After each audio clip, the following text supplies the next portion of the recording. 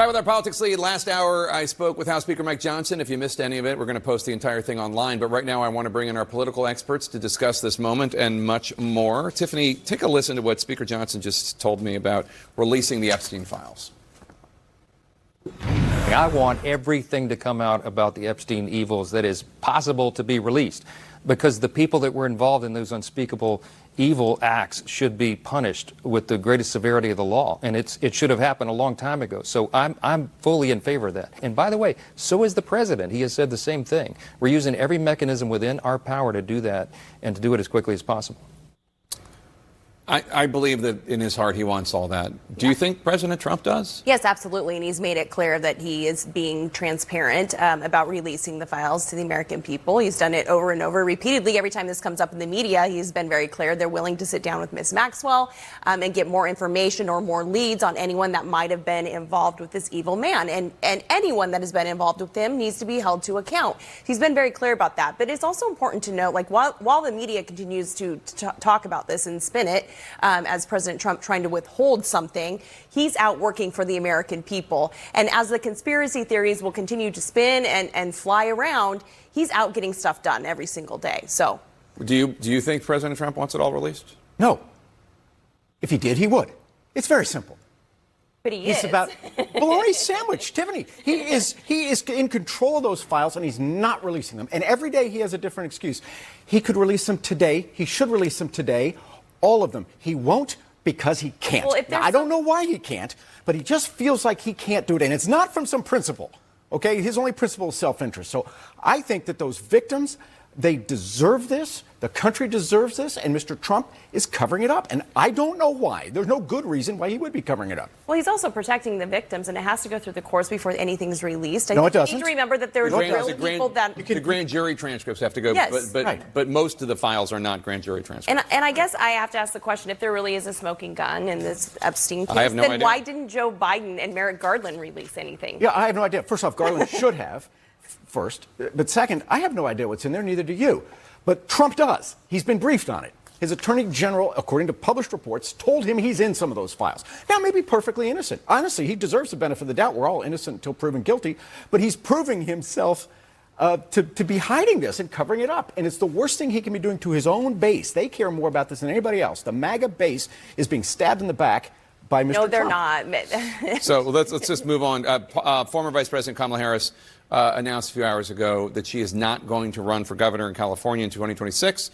Does that mean you think she's going to run for president in 2028? I think so, yeah. I haven't talked to her. I don't have any inside knowledge, but sure. You know, the late Mo Udall, who ran for president, is a congressman from Arizona. He said the only cure for presidential fever is formaldehyde, embalming fluid.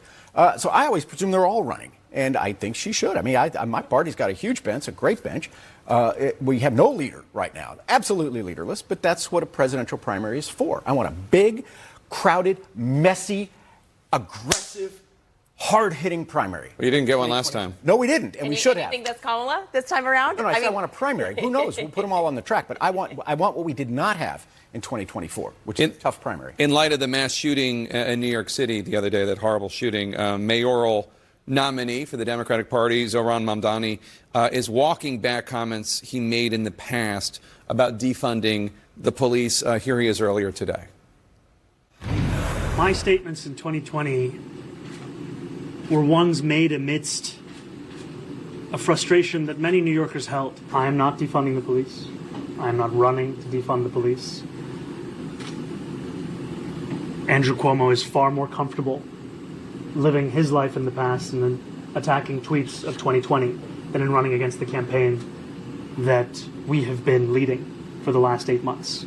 Now, one of the tweets he's referring to, he wrote back in 2020 and said, "We don't need an investigation to know that the NYPD is racist, anti-queer, and a major threat to public safety.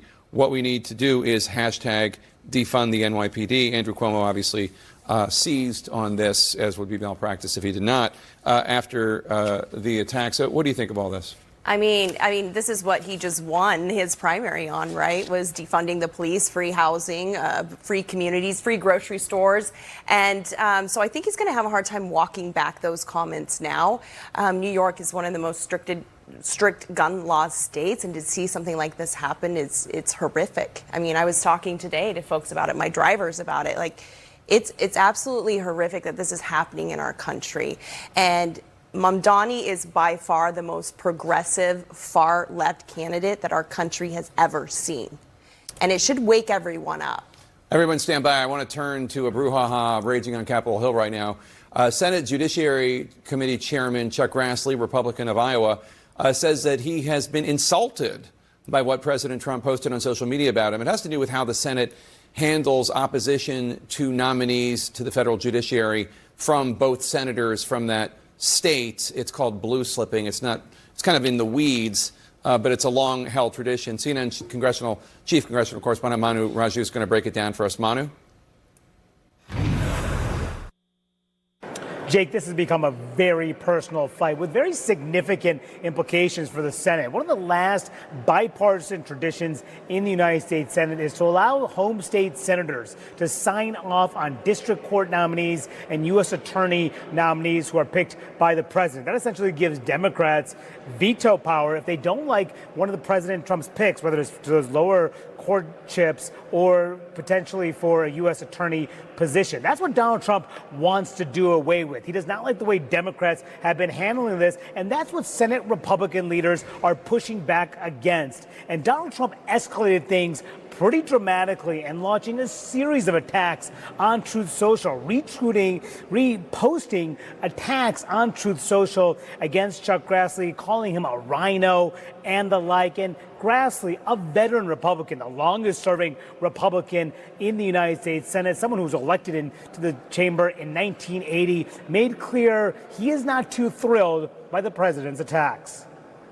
I was offended by what the president said, and I'm disappointed that it would result in personal insults. And Jake, I also asked Grassley about the president's claim that it was because of Trump's endorsement that Grassley won re-election back in 2022. Grassley told me, quote, "I have never been down by the polls." He referred to also his primary win when he won by almost 50 points. And so he said, "I could have gotten elected without his endorsement." But Jake, he added, "But I did appreciate his endorsement."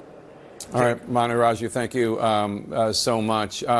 Why bring this up against Grassley? I mean, Grassley, just for the record, he's not a rhino. He's not a Republican in name only. He's a very conservative Republican. He's an institution in Iowa.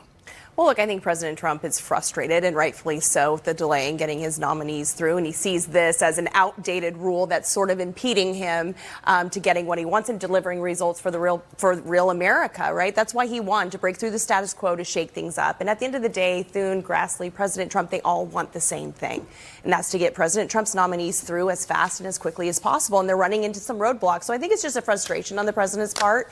And he is the master negotiator, so he knows how to get what he wants in the end. So I think one of the problems here is Alina Habba. He wants her to be the U.S. attorney in New Jersey, and that state has two Democratic senators, Cory Booker and Andy Kim, and they don't want her. And this is traditionally a way that both parties use the blue slip process, and it's a way to make sure that the U.S. attorney in Texas during a Democratic administration is somebody that Republicans in that state feel like they can work with. Right. It's one of the last vestiges of bipartisanship.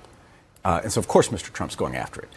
What he wants is to be an autocrat, and he's well on the way there. He doesn't want checks and balances. This is the Senate checking and balancing the president. We're not used to seeing that in the last 6-7 months because Mr. Trump has been so successful at cowing all these. The Republican senators are so cowed you can hear them moo.